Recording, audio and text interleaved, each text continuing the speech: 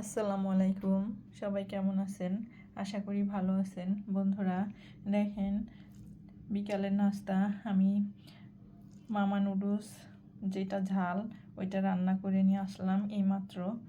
সবজি দিয়েছি গাজর, বরবটি, পেঁয়াজ পাতা, ফুলকপি, ডিম, চিকেন। এইভাবে রান্না করলে চাইনিজের মতো অনেক মজা লাগে এই নুডলসটা। দেখেন বন্ধুরা, গরম গরম আমি এইমাত্র করে আসলাম।